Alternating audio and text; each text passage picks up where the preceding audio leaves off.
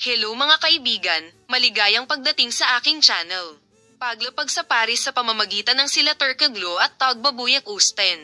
Habang si sila Turkoglu ay nagpunta sa isang romantikong bakasyon sa Paris kasama ang kanyang kasintahan na si Ata Ay Yildiz, si Tagbabuyak Usten ay gumugol din ng mga magagandang sandali sa Paris kasama ang kanyang mga anak.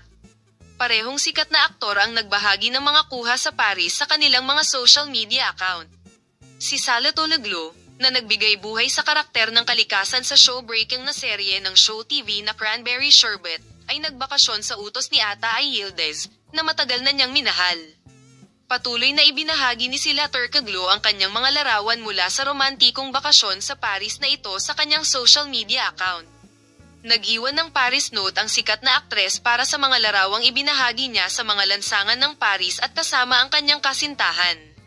Ang isa pang pangalan na nagbakasyon sa Paris ay ang Tagbabuyak Usten na nasiyahan sa mga kalye ng Paris kasama ang kanyang mga anak na icons, sina Maya at Toprak. Ibinahagi ng aktor ang mga katagang, "One More Breath to Take Together," sa kanyang post sa kanyang social media account. Ang mga pagpapakita ni Tagbabuyak Usten at sila Turkoglu sa Paris ay nakakuha ng malaking atensyon mula sa kanilang mga tagahanga.